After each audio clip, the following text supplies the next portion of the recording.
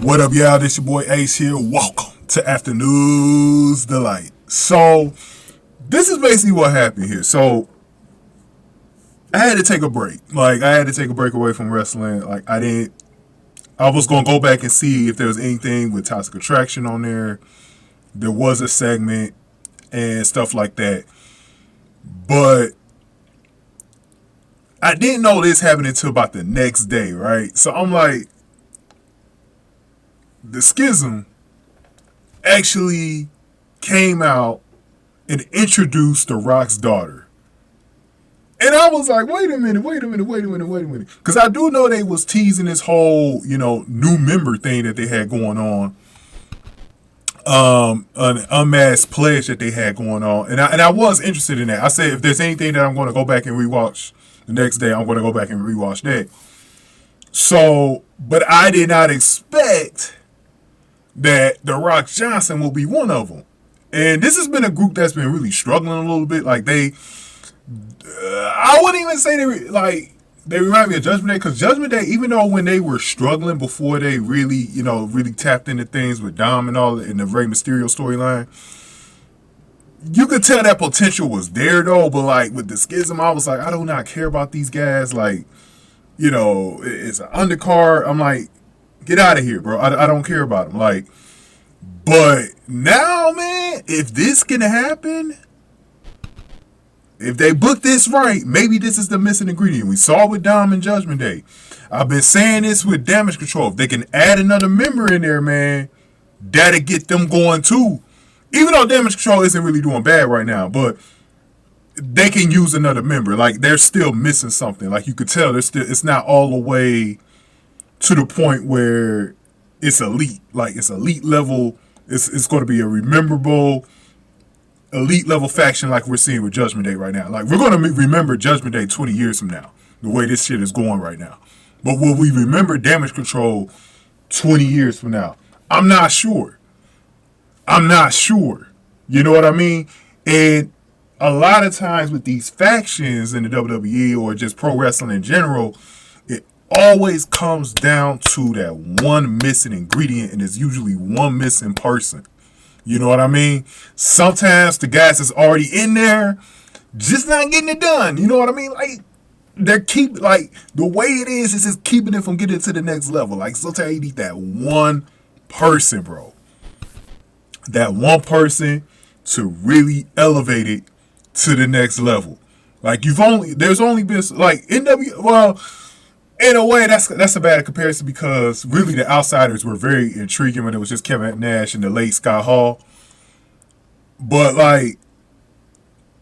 Hogan did take it to the next level. When Hogan came in, it was a wrap. When Hogan came into the to the Outsiders' new little faction, that was what took it to the next level. It was all she wrote, man. When you added Hulk Hogan in there, it was a wrap.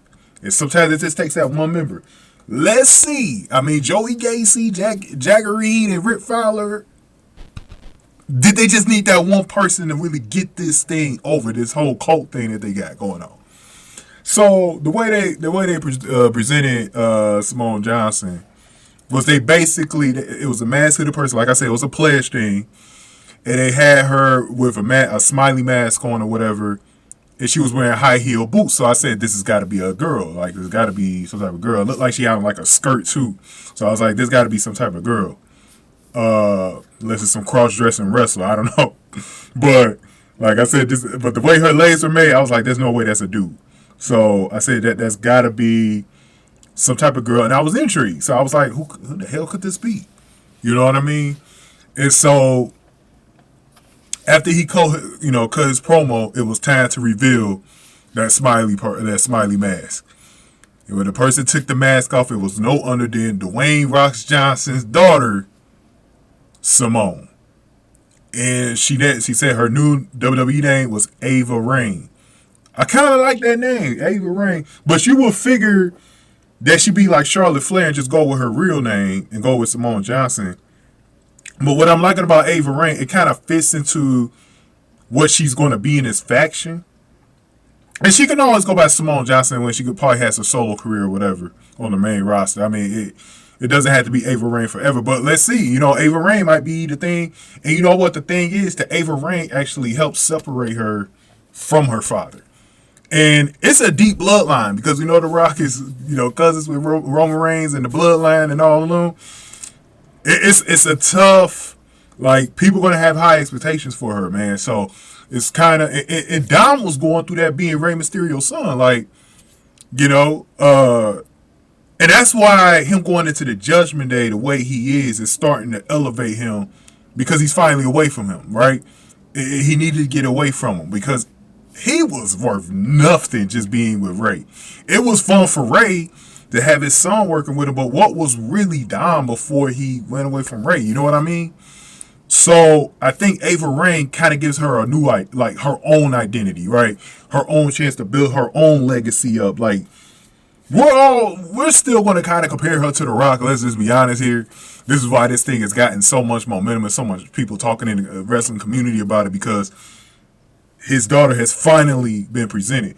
And there's been some talk about, I don't think they're going to do this because if The Rock is going to face Roman Reigns at WrestleMania 39, I mean, that's only a few months away from now, though. You know what I'm saying? We're now getting into November. WrestleMania is April the 2nd. So we're like almost here. You know what I mean? Like, we're literally almost in April. So I don't know if there's going to be any time for Simone to, like, be with the bloodline. Maybe they could do something like they did with Solo Sikoa. But I really did think at one point, I knew she was coming. Like, I knew she was coming, but it sounds like she's going to do something totally different from that and not be a part of that. And let's see if she takes this thing to the next level, man. Going on and get this video a like, man. Hit the like button for me. Share the video. Subscribe to the channel, especially if you're new in the zoo. Any comments y'all got, definitely put them below. And if you want to donate to the channel, hit the Super Thanks button below or hit up the Cash App. I got the Cash App name on the screen, so you can hit me up there on the Cash App if you want to donate. But yeah, this is going to be very fascinating. I was going to do a poll for this. I'm going to hold back. I'm going to wait to see how this thing goes first, and then I'm probably going to put a poll for. We're going to see how this thing goes. It's going to be very, very interesting to see if she can elevate the Schism just like Dom did for Judgment Day, and hopefully what we'll see in the future from Damage Control. Because I'm telling you, Cora Jade's got to join one of these groups. If it's not Judgment Day, you got to have her join at least Damage Control. It's time, man. Like, I mean, look at Toxic Attraction, man. Look at how Toxic Attraction has helped elevate Mandy Rose to another level. And now we have Gigi and JC, younger wrestlers right there, who have already been elevated, and they've only been on NXT. They haven't even been on the roster, main roster. They've only wrestled twice there now. And they've been elevated. So, those are my thoughts. Thank you guys for watching. After Dudes, like.